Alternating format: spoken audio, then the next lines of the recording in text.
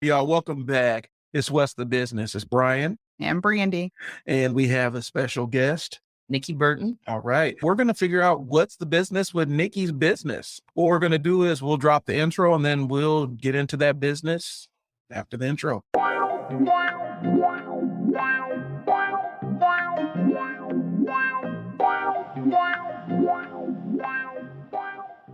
It is Bryon and Brandy. We're back with What's the Business. On What's the Business, we interview business owners to kind of figure out what's the business with their business. We get all into their business as far as they'll let us go, of course. And hopefully you guys can get some jewels and some pearls of wisdom from here. And if you're an aspiring business owner, you may be able to start piecing things together. And if the businesses we have on here or something you want to participate in, we give you all the contact information in the show notes so that you can go and be a patron of their business. So with that out of the way, we're really excited to introduce Niki. So Brandy, go ahead and ask the question that's been on your mind. So Niki, what's the business? The business is Sebastian Southern Crab, where seafood meets soul food. Hey, all right. So seafood meets soul food. How did you come up with that tagline? I like that.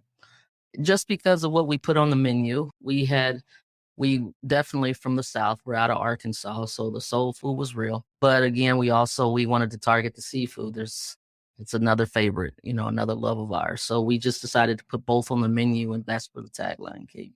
All right. Very good one. I like that. I might even put that one in the show notes. I like that one. That's a great one.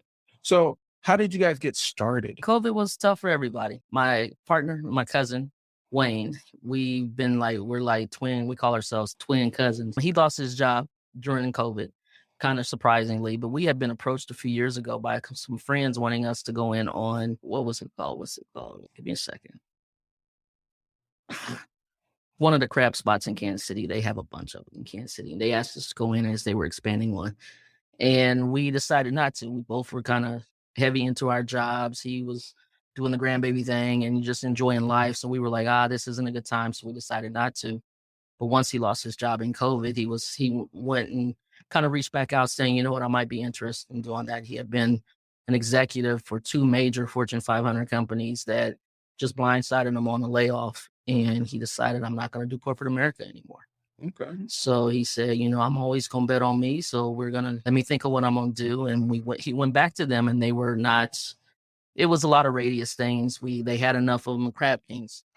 Okay. Mm-hmm. They had a lot of restaurants already. And based on the area, we would have needed to look somewhere outside of Kansas City. But we ended up in Omaha because we've got a wonderful chef who's been one of our greatest friends for years, who was looking to do a restaurant or food truck herself. And we approached her, and when he said, I'm going to do this is going to be my new life. I'm not going back to corporate America. Let's do it. And she said yes. So that's how we ended up here in Omaha. Okay. Yeah, the separation from corporate America is a scary step, but sometimes it's really necessary to chase the life that you want. It's an amazing leap of faith. With the initial planning of it, it sounds like you guys were looking at the bigger market. You settled on Omaha in terms of where you wanted to come to and, where it made sense to do business. It did. Omaha, we've been up here a lot. We had come up here quite a bit, and we, of course, got family and all here too. But because our chef, our head cook, she was born and raised here. Okay. So she knew everything, and she was eager to get her own thing, but just hadn't been able to get the time and get the resources to do it. So it just fit, sometimes, when God puts it together, he puts it together. So it was just good timing, and it was just the right call. All right. So Niki, you gave us Wayne's background. What is your background? Are you a background in restaurateur or no? Absolutely not. So my role in this, as Wayne decided to move forward, he asked me to help him build it. I've done business consulting for 25 years. Okay. I started in corporate as well, corporate America. I put 20-something years in there and went through a fight like everybody else. But then I retired and joined a small business, which was probably the best thing I could have ever done. But in that, I've been able to do a little bit more consulting. So for me, right now, I still keep my job because I'm focused, on just trying to get businesses up and running while doing what I do as well. But yeah, so I'm in corporate world as well as working here at Sebastian's and getting it up and going. Okay. Nice. So, what is Sebastian's ideal client? I'm going to say everyone. So when we talked about the market, it was really about the family. So we're a family business. So we are really rooted in the family. Again, we come out of Marlton, Arkansas, and our family is very close. It's very big, but it's very close. So one of the things we wanted an atmosphere where everybody can just kind of feel like they're back at home in grandma's house. And Okay. actually, I think we say that on our website and everywhere where we would like for you to be able to bring your grandkids and you don't have to worry about the conversation next to you. We play R&B and jazz and, blues a little bit sometimes because we wanted to be like down home, down south. So that fits for everybody. And I mean, young and old. And with the menu, we've got kids things on there, but most of the menu is kind of more tailored seafood. And then like the soul food with the gumbo and shrimp and grits, that's a adult meal. So I think we cater to everybody and we were pretty strategic in how we wanted it to be family atmosphere, but then also just kind of chill and laid back for, date night. Okay. All right. So, getting off the ground, what was the biggest obstacle that you faced so far? Honestly, just the world itself. So in the midst of going through COVID and the regime we had at the time, there was just a lot of speculation on people, period. Just not just any particular. But for us, it was interesting because, as I said, I've done consulting and business startups for years. So I had done all of our game plan stuff, all of our business plans, all of our strategic things, and where we're trying to do the financials. I had already done all of that. And we literally had some people that just wouldn't talk to us when we walked in the door. We presented ourselves very well on paper through emails because we were very professional and everything was buttoned up. But again, that's what I've done for years. But when we walked in, they didn't expect it to be us. Right. And once they saw what we looked like, we stopped getting calls. We didn't have people show up for things. And so it took us a while to even get a location. But again, like I said, we stayed prayed up and we ended up landing the location we had kind of in that same circumstance. Things that should have taken just a week took almost like 2 or 3 months, hoping that we'd give up and move somewhere else. But we stayed the course. We kept praying on it and we landed a good spot. Yeah, you did. Your location is fine. And again, the location and website will be in the show notes for Sebastian's. All right. This is one that's kind of for me. What is the best business advice you've ever received? My mentor, when I was at my first corporate job, actually lives here in Omaha. And he got me in contact with Jim Sheridan, who owns Sheridan's Ice Cream Custard and Unforked. There's Unforked here. And he gave us kind of a roadmap of things to look at. And it was just it was a wheel of the different things that you just need to make sure you button up. Anything from insurance to real estate people. And we sat down and literally he was like, just make sure you ask the what ifs on everything that you have so you know everything that you need. And that was really good. We walked through his pinwheel that he gave us with what we had done in our business plan, and we had hit it all. There was only a couple things that we had missed, but those things weren't relevant for us. Okay. So that was really good, and that gave us a little bit more confidence and stuff. And we had good support in just being able to throw him a question here and there and just see how he, what he thought. So I give him credit. He won't think he did so much for us, but he really did. He contributed a lot to us being able to stay the course and just stay focused on what we needed to focus on. All right. That's awesome. So, is it the converse or the inverse? It's the inverse of that. The inverse of that is, what's the worst business advice? Because we like to really bring it out so that, because a lot of times we got business owners listening and you get fed a lot of advice by people who don't exactly know what they're talking about. So what is the worst business advice? And it may not even be limited just to Sebastian's, as somebody who's navigated corporate for so long. Don't worry about it, right? So in my experience consulting and helping businesses over the years, I've always said, make sure you do it the right way. Don't cut corners. Just make sure you do it the right way. And don't just say, well, nothing will happen. They'll never find out. I'm going to tell you they'll find out. Right. So we had a lot of people say, oh, I wouldn't worry about that. That's not a big deal. So Wayne and I would go back and worry about that, and we would talk through it. And again, using kind of Sheridan, what if? So what if that happen, what do we do? So we are very strategic people anyway. We think through things very well. I've always played chess. And I've got my strategic insight through playing chess. And that don't worry about it is never what you ever want to do. Right. Always worry about it. You don't have to stress over it. Let me say that. You don't have to stress, but you should always worry about it enough to ask the what if. Okay. Nice. Yes. And that level of planning allows you to really be flexible. It allows you to, I would think, if new things do pop up, situations you didn't plan on, well, you do have a contingency plan in place for things that you may or you may not expect. So I like that one. I think that's a good one. You should always be prepared. And I mean, again, that's just, I encourage everybody to learn the game of chess. When I mentor kids and talk to the young people, that's one of the first things I do, and they never want to.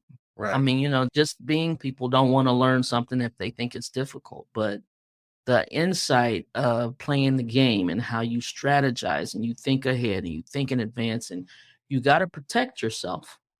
So you don't make moves that are going to, that's going to put you out there where you can be taken. Right.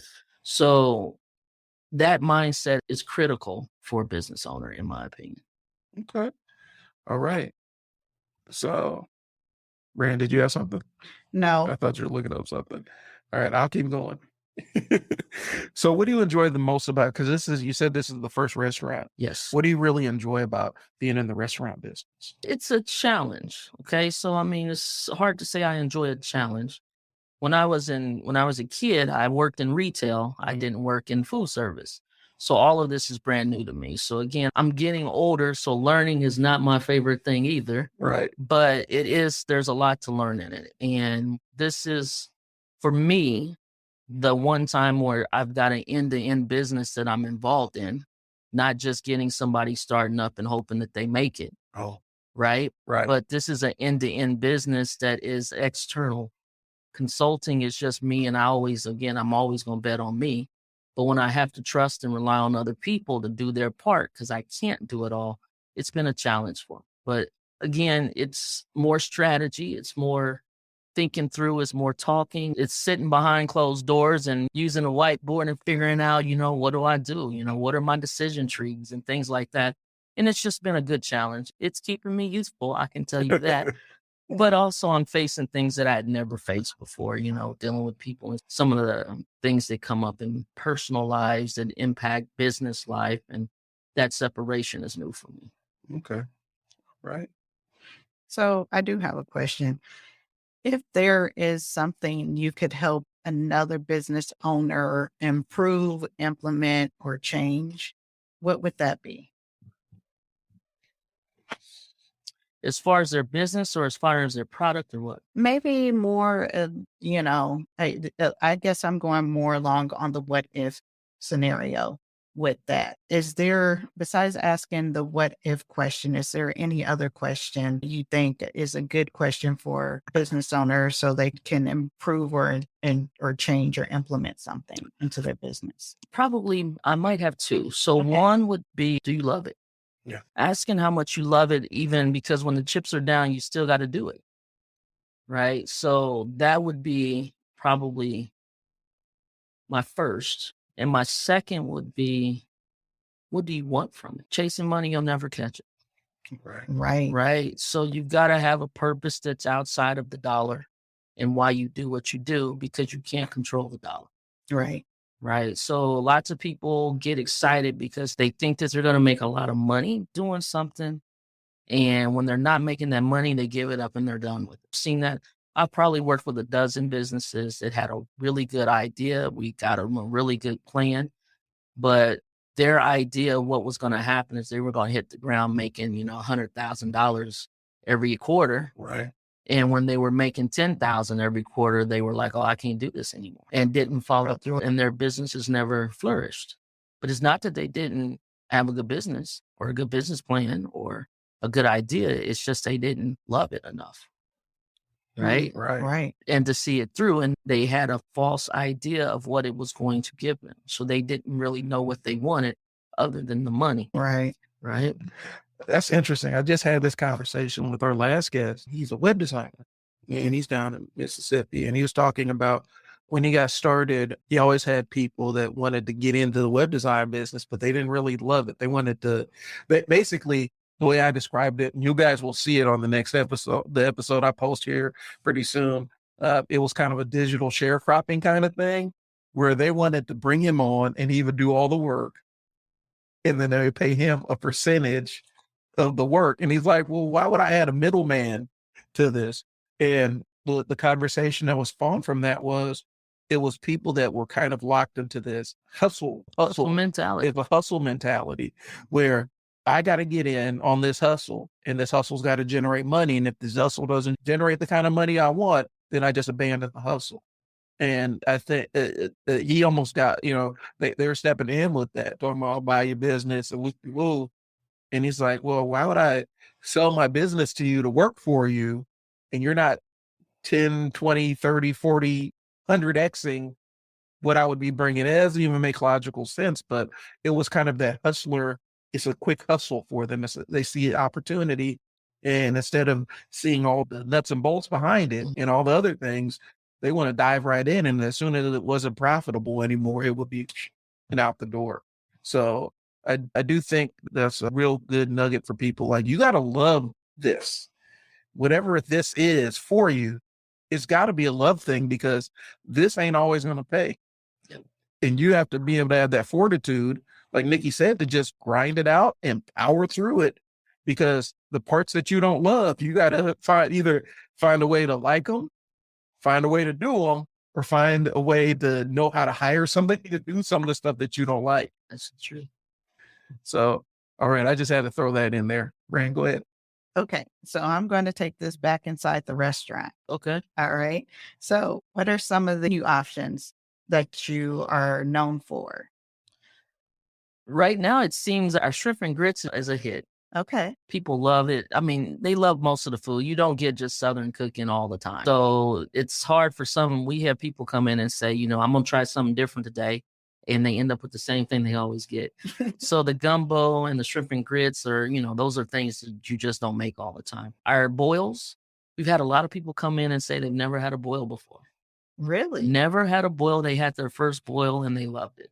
So the boils, the gumbo, the shrimp and grits, but then also our chicken and our fish is very good too. So, I mean, they put us up against some of the best here in Omaha, but I mean, it's kind of what you want. And that's why we've got a good variety. So if you're not really a seafooder, get the chicken plate. We got greens, we got cornbread, we got mac and cheese. So you still got a full Southern plate, and you can get full.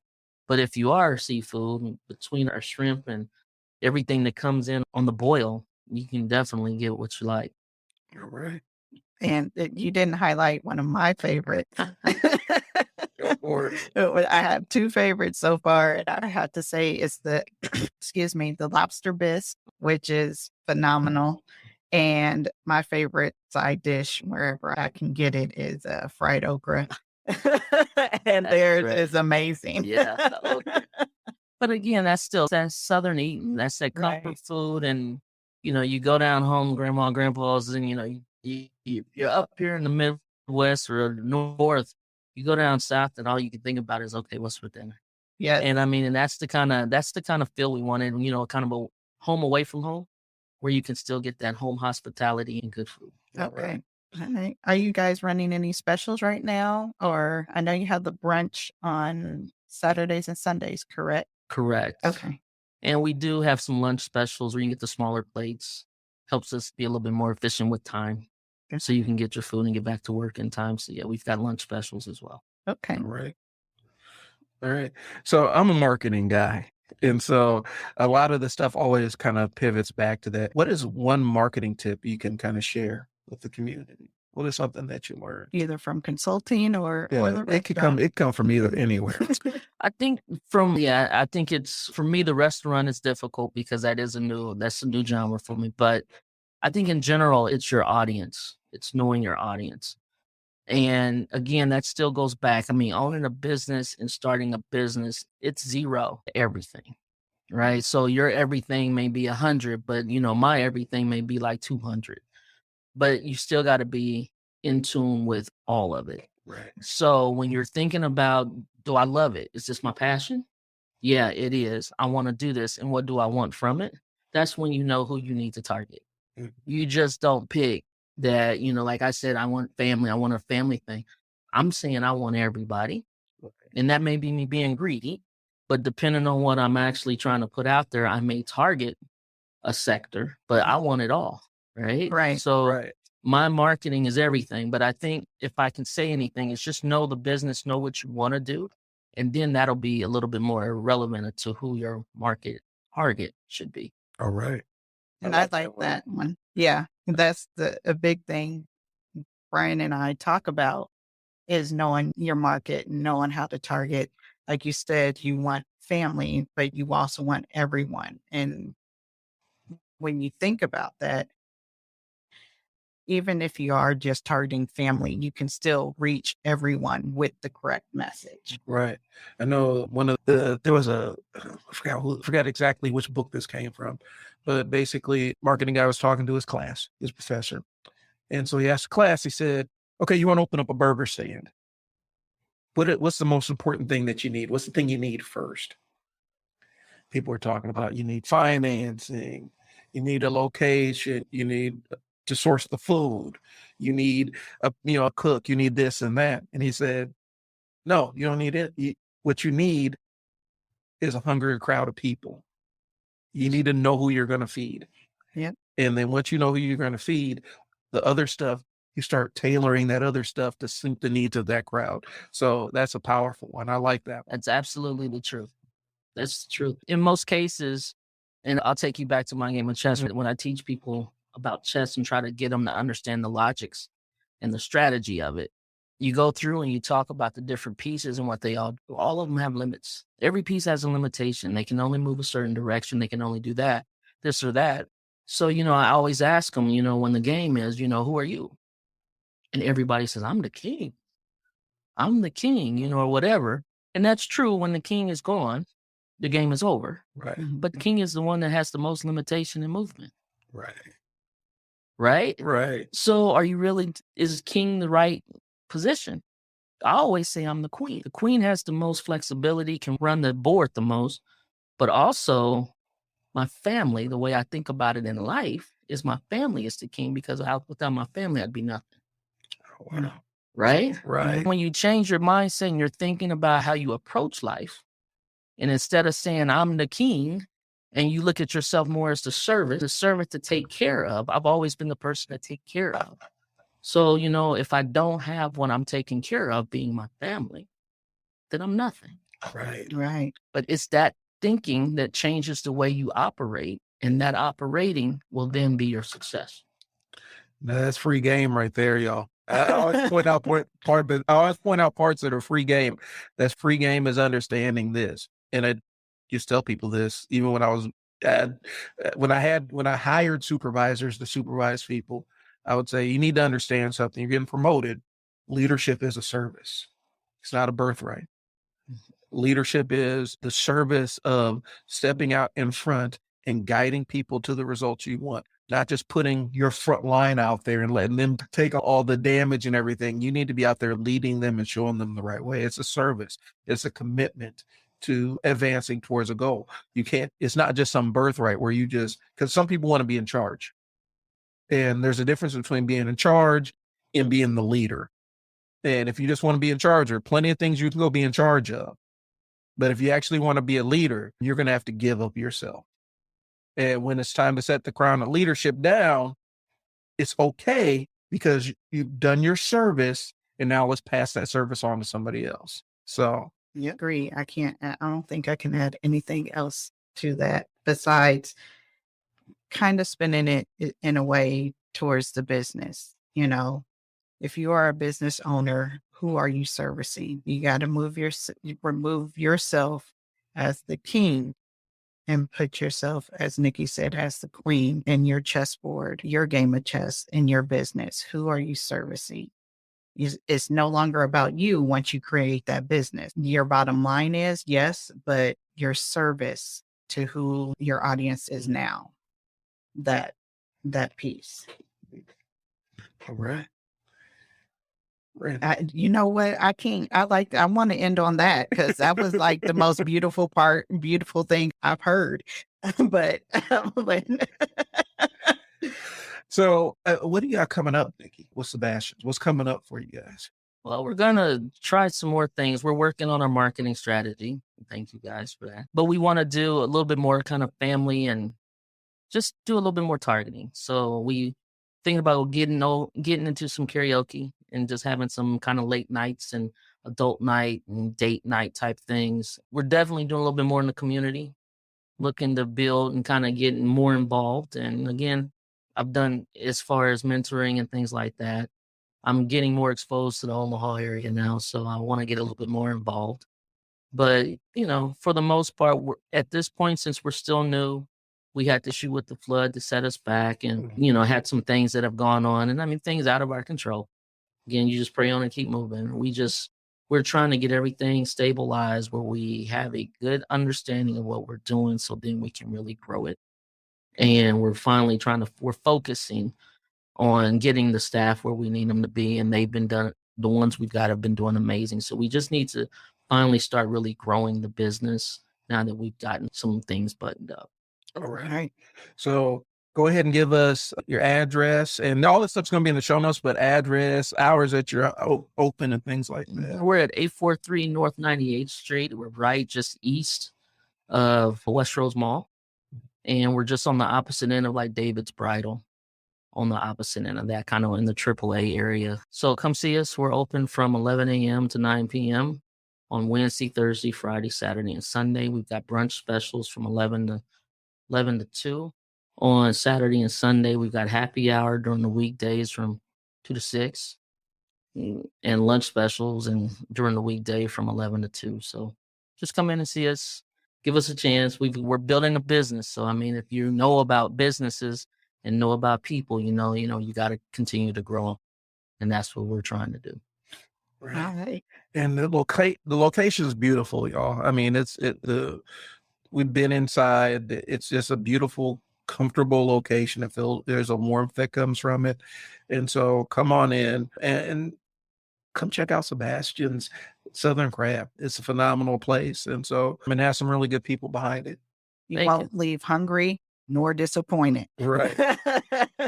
Thank you. All right. Any parting words, Niki? You've given us a lot of really great gems for the crowd and audience. And so anything you want to leave the audience with? I'd just say, if you're interested in being an entrepreneur, just set your mind to it and go with your gut, and just understand there's a lot of talent that has to happen. So if you're not the ace in it all, go find it. Don't be afraid to pay what it's worth. Lots of people want to cut corners or pay somebody less or get a hookup. Hookups don't always help. Right. Sometimes if you want it right, you got to do it. So just go with your gut. And again, I do consulting, I'll help you guys, whatever, but just go for it. Right. All right. That's all we got. Like, share, and subscribe. Most importantly, go check out Niki and Sebastian Southern Crab. It's a great location, great food, good people. Go give them a shout. Drop by the website. We'll have the website in the show notes. We'll have that posted pretty prominently. Thanks for tuning in. And visit their Facebook page. Visit the Facebook page. And Instagram. What are the social media? Before I start wrapping us up, what are the social media platforms are you on? We are on Instagram and Facebook primarily. It's at Sebastian's Omaha. All right. All right. All right. So Sebastian's Omaha. That's what's the business. All right, y'all. Again, it's Bryon and Brandy. And we're asking y'all, what's the business? Talk to y'all later. Bye. Peace.